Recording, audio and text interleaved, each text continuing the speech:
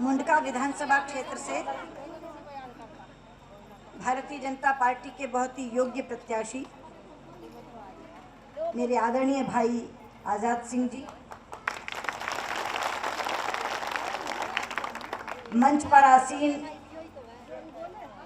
17 गांवों के प्रधान हम सबके आदरणीय दादा हरिचंद जी, किसान मोर्चा के जिला अध्यक्ष भाई जोगिंदर डबास जी, हमारे 2 पूर्व मंडल अध्यक्ष भाई नरेंद्र माथुर जी, भाई आनंद तिवारी जी, यहाँ बैठी पूर्व निगम पार्षद बहन सावित्री कटारिया जी, बहन मंजीत माथुर जी, मंच पर आसीन मेरी पार्टी के अन्य सभी वरिष्ठ नेतागण और जैन नगर की इस जनसभा में उपस्थित आदर के योग्य मेरे बुजुर्गों, माताओं, बहनों और स्नेही भाइयों, आज के दिन की मेरी ये पहली जनसभा है। इस जैन नगर में बाजार में व्यापारी हैं, जब दुकान खोलते हैं तो पहली बात ये सोचते हैं आज की बोनी कैसी होगी। अगर बोनी अच्छी हो जाती है तो कहते दिन भर बल्ले बल्ले हो जाएगी।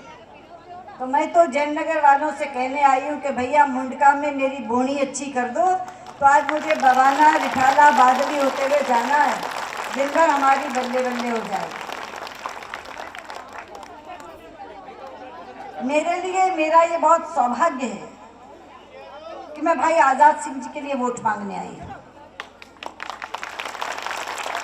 वैसे तो जब चुनाव प्रचार होता है तो हम हर जगह जाते हैं जहाँ प्रदेश कार्यालय कार्यक्रम बना देता है, पर कुछ प्रत्याशी ऐसे होते हैं जिनके लिए वोट मांगने में गर्व का अनुभव होता है और माथा ऊंचा होता है। और मैं इस सच्चाई को स्वीकार करना चाहूंगी कि आज़ाद सिंह मेरे लिए ऐसे ही प्रत्याशी हैं। मुंडका गांव के लाडले सपूत और साहब सिंह जी की स्मृति को आगे बढ़ाने वाले आज़ाद सिंह से बेहतर प्रत्याशी आपको नहीं मिल सकता।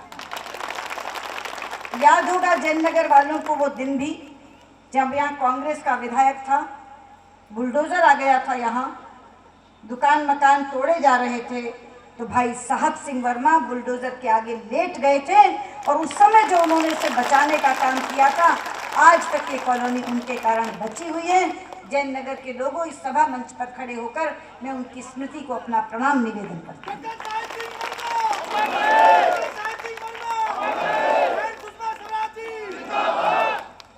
मित्रों, दिल्ली एक ऐसा महानगर है जहाँ 2 सरकारें रहती हैं। एक दिल्ली प्रदेश की सरकार है यहाँ और एक केंद्रीय सरकार का मुख्यालय है यहाँ।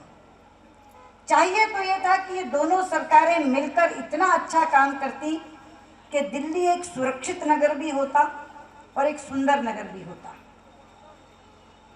दिल्ली वासियों को इतनी सुविधाएं मिलती कि यहाँ रहने पर वो गर्व महसूस कर सकते, लेकिन हुआ है इसके विपरीत। दोनों सरकारें मिलकर दिल्ली वासियों को सता रही हैं। अगर केंद्र की सरकार खाने पीने की चीजों के दाम बढ़ाती है, डीजल पेट्रोल गैस के दाम बढ़ाती है, तो दिल्ली की सरकार बिजली और पानी के दाम बढ़ा देती है। सब महंगाई कर रहे, दोनों सरकारें महंगाई कर रही। ठीक कह रही मेरी बहन, जो बात मैं कह रही हूँ आप उसी को पुष्ट कर रही हैं। लेकिन भारतीय जनता पार्टी ने ये तय किया, मुझे खुशी है इस बात की, कि 3 दिन पहले हमने अपना घोषणा पत्र जारी किया, तो उसमें दिल्ली वासियों की हर समस्या को सामने रखकर उसका समाधान प्रस्तुत किया। ये मेरी बहनों की रसोई को राहत देने के लिए हमने तय किया है कि 30 दिन में हम सब्जियों के दाम नियंत्रित कर देंगे और आपको जो सिलेंडर कंट्रोल रेट का मिलता है उसकी संख्या बढ़ाकर 12 कर देंगे।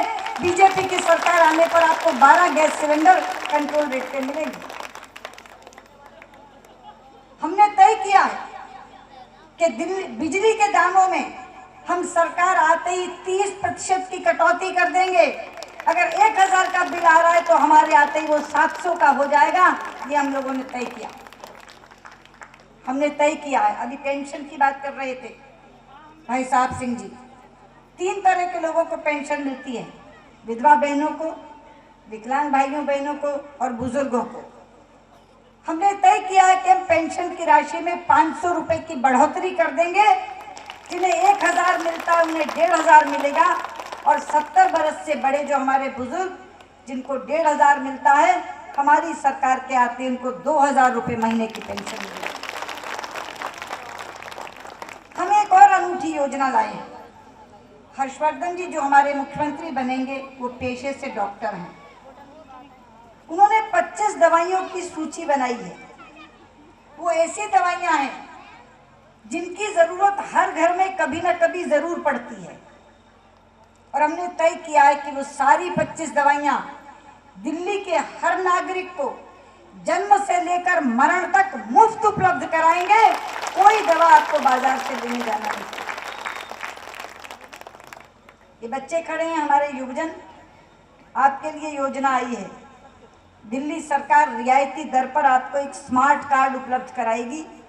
उस स्मार्ट कार्ड से आप मेट्रो में भी सफर कर सकेंगे, उसी कार्ड से बस में भी सफर कर सकेंगे, और कल को जब मोनो रेल आएगी तो वही कार्ड आपका मोनो रेल के लिए भी चलेगा। युवाओं के लिए दिल्ली में अनधिकृत कॉलोनियों की बहुत बड़ी समस्या है। एक बार शीला जी ने 1639 कॉलोनियों की सूची बनाई थी कि हम इनको नियमित कर देंगे। उनको घटाते घटाते घटाते वो 315 पे ले आई, और 315 पे भी आके मामला इस पे अटक गया कि एसोसिएशनों को 50,000 रुपया एकड़ के हिसाब से पैसा जमा कराना होगा, तब ये कॉलोनियां नियमित होंगी। मित्रों, हमने तय किया है कि अनधिकृत कॉलोनियों को नियमित करने के लिए पैसा दिल्ली सरकार अपने खजाने से देगी, किसी से नहीं मांगेगी, और कॉलोनियों को नियमित करने का काम हम करेंगे। दिल्ली में झुग्गी झोपड़ी भी बहुत है। मैंने कहा था कि दिल्ली एक सुंदर नगर होना चाहिए। झुग्गी झोपड़ियों से लैस नगर सुंदर नहीं हो सकता। इसलिए हमने अपने पूर्व प्रधानमंत्री और अपने शीर्षस्थ नेता अटल जी के नाम से एक योजना बनाई है, अटल जन पुनर्वास योजना। और उसके नीचे कहा है जहां झुग्गी वहीं मकान, उन्हीं झुग्गियों को हम मकानों में परिवर्तित कर देंगे। साप्ताहिक हाट जो लगती हैं उनको वहीं स्थान देने का काम करेंगे। जितने बुजुर्ग हैं उनके लिए वरिष्ठ कल्याण आयोग बनाने का काम करेंगे। जो प्रवासी लोग बाहर से आए हैं पूर्वांचल के लिए, उनके लिए भी एक प्रवासी कल्याण आयोग बनाने का काम करेंगे। योजनाएं तो बहुत बनाई हैं हमने, अनेक। चुनाव में समय सीमित होता है। अभी तो मैंने कहा मेरी पहली जनसभा है, यहाँ से मुझे बवाना जाना है, वहाँ से रिठाला, उसके बाद बादली, और फिर शाम की सभाएं शुरू होंगी। इसलिए बहुत लंबी बात नहीं कर पाऊंगी। पर ये हमारे युवा साथी जानते हैं, फिल्म देखने से पहले ट्रेलर देखने जाते हैं, और ट्रेलर अच्छा होता है तो संगी साथियों को कहते हैं कि बढ़िया ट्रेलर था, फिल्म और भी अच्छी होगी, जरूर देखने जाना। अगर आपको मेरा ट्रेलर पसंद आया है तो फिल्म कैसी होगी इसका अंदाजा आप लगा सकते हैं।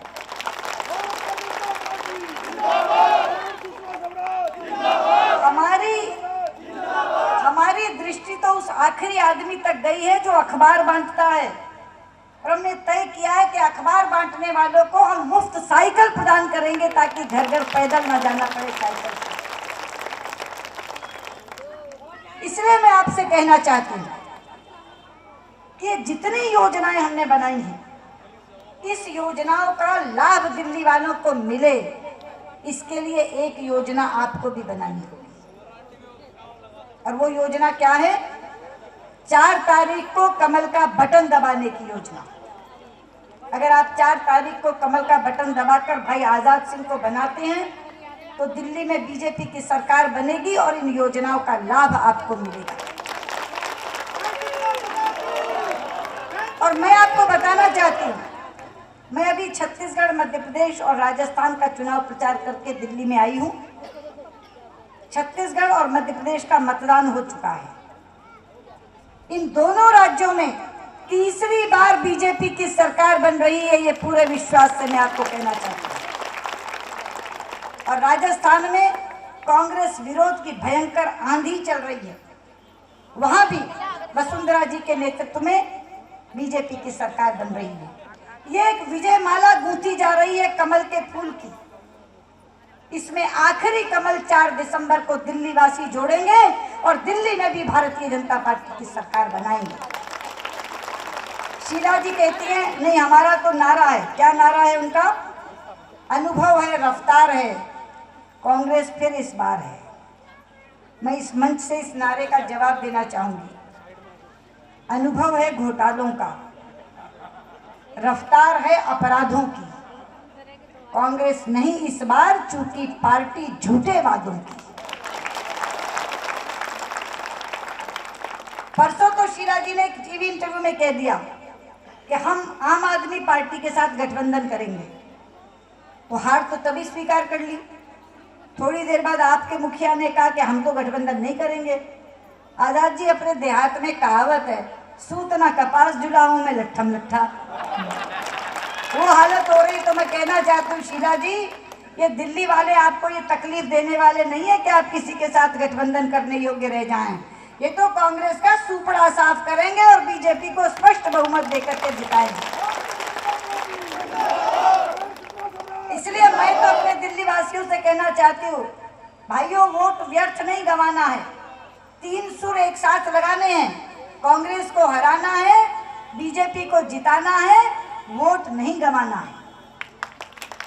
इसलिए किसी भी दूसरी तरफ देखते हुए, बीच में कई लोग फुदक रहे हैं, किसी के भी दूसरी तरफ देखते हुए अपना लक्ष्य सामने रखो और लक्ष्य मछली की आंख की तरह कमल का फूल।